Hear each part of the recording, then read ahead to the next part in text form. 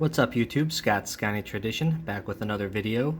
It's been a little while since I've made my last video, probably 5-6 weeks, at least some point in July.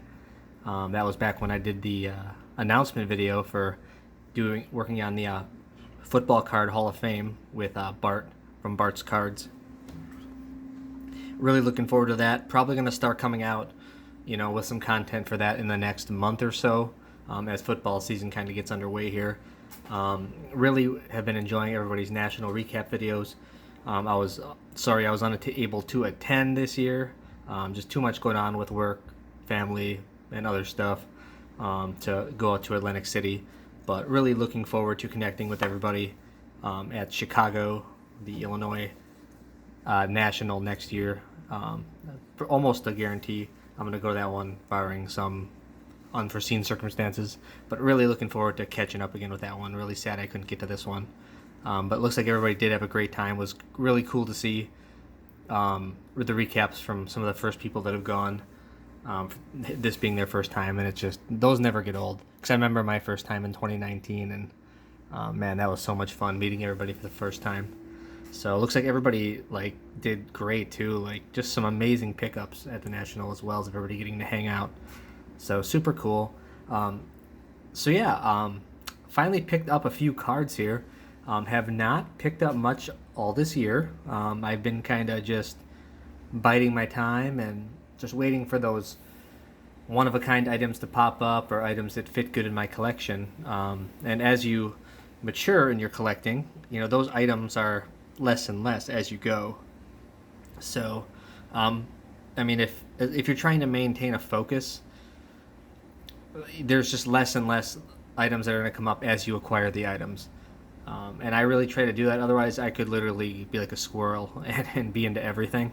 But we all have limited funds, so that's really not feasible. But there were a few pickups that I picked up over the last couple weeks, and I'm going to go ahead and share those with you now.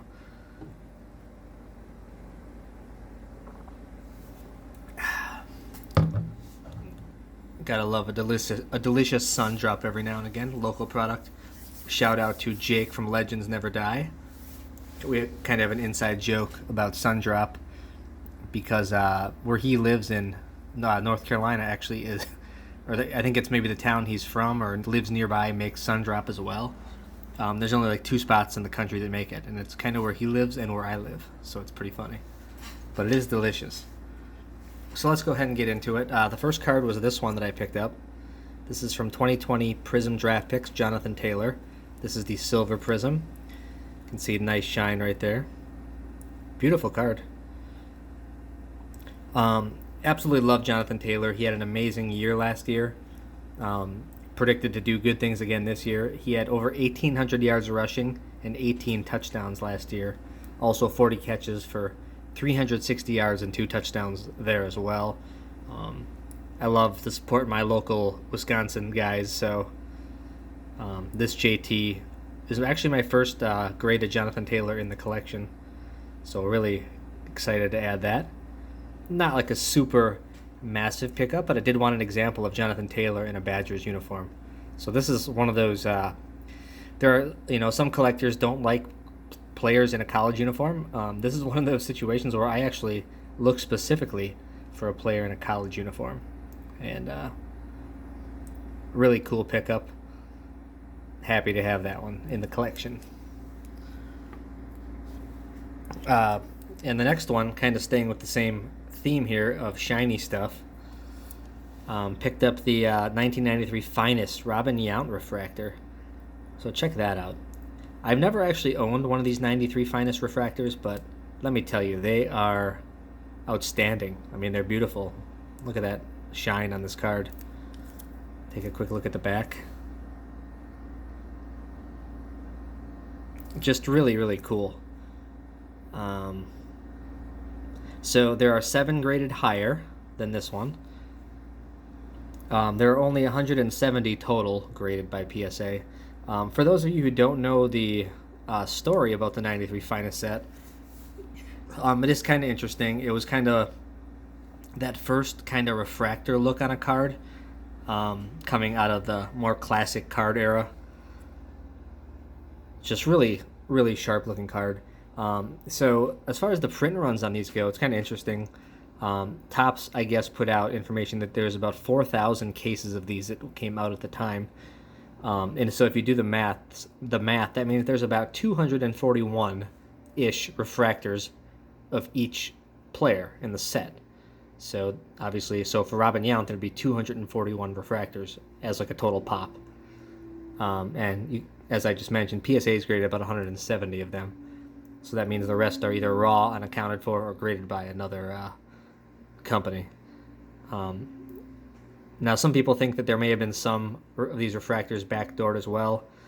I don't think the number is super high of that, but certainly under 300 for each player. So that's what kind of makes these cards cool and makes them a little more rare. So just a super cool card.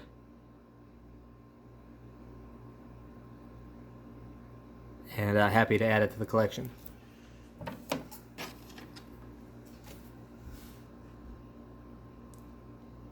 Next card here is a 1940s Wheaties Champs, Cecil Isbell. This card's pretty cool. This is cut from a panel. There's two other players on the panel, and Isbell is the card I was looking for. What makes this cool is that there are only very few playing days cards of these Packer greats. Isbell played from 1938 to 42, so I believe that was 5 seasons. But he did make All-Pro 4 times in those 5 years, and won a couple championships. So just super, super cool to have that.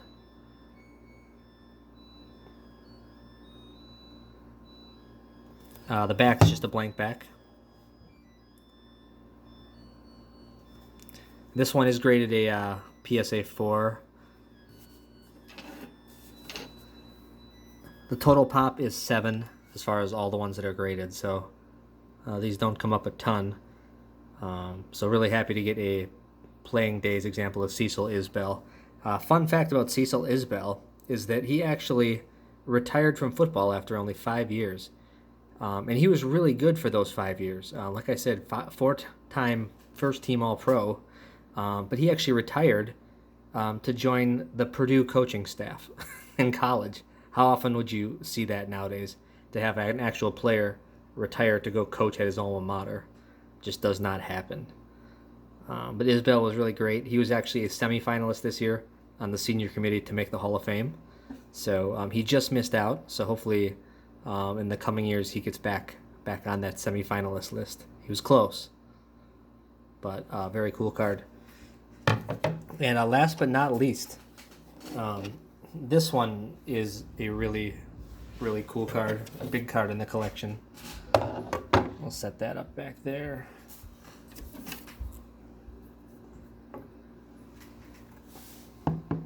So there you go. The 1935 Wheaties Don Hudson All-Americans of 1934. You can see this is graded by SGC. It's SGC Authentic.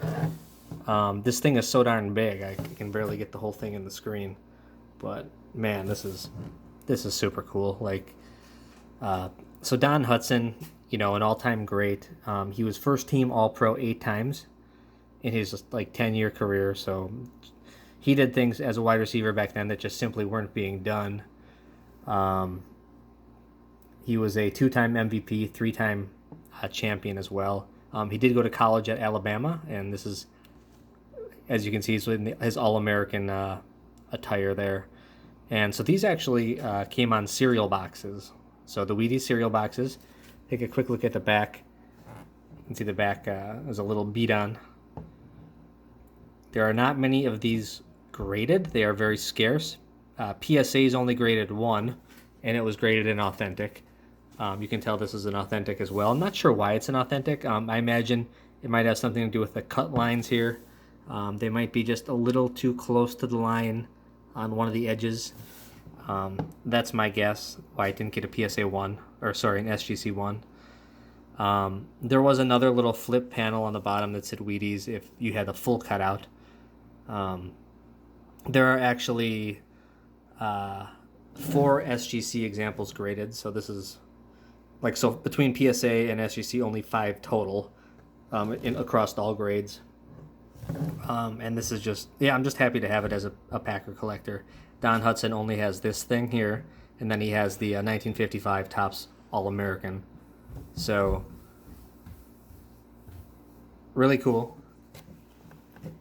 Really cool. Man, just super happy to have this in my collection.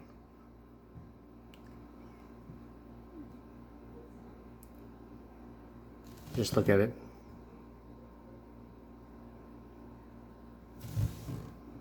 Usually you'll see maybe 1 or 2 of these per year come up for sale. I know I took actually recently, right before I made the video, I took a look at the PSA graded example, and basically it was cut out like along here, so it was like all jaggedy and cut out, and it looks really crappy for an authentic, but it's an authentic nonetheless. But this one actually has the full borders with it, so it looks pretty darn cool. And, you know, back when Don Hudson first came out was 1935, so the 1935 Chickle set was already produced. So he wasn't in that set. And then it was like not until 1948, really, the 48 Bowman set, or Leaf set, that football even made another set. So, and he played from like 35 to 45, so he would have missed all the years of there being no football over World War II. So there just, unfortunately, was not a lot for the kind of player he was. There is not a lot to collect on him. It's pretty much the 1955 Topps All-American, which is after his playing days, and then there's this card, the Wheaties. And boy, this one, I'm just super happy to have this. This is the reason that, you know, I don't pick up cards for several months at a time sometimes, and then I wait for one of these things to come up, and I'm never disappointed, rather than just picking up stuff just to pick up stuff. This just fits so perfectly in the collection. Glad to have it. So that is it, everybody. Again, hope you guys are all doing well. It's just, I'm super excited to get those pickups in. And it's not over with yet. I actually have another couple of cool pickups coming in that may even rival that Don Hudson. I've got one baseball, one football, and one basketball pickup coming in over the next week or so. So stay tuned. I'll probably have another video coming out within the next week or so to go over that stuff. And like I said, in addition to that, just stay tuned. I'm sure me and Bart are going to start putting together some content for the Football Card Hall of Fame induction, which we're going to do in January. But we're going to put, right now we're working on coming out with a ballot of about 50 players' cards. Just an array of cards throughout football history that we think should be on the list. And then from that ballot of 50, you guys, the viewers, are going to actually decide which football cards make the top 10 for the induction class for the Football Card Hall of Fame.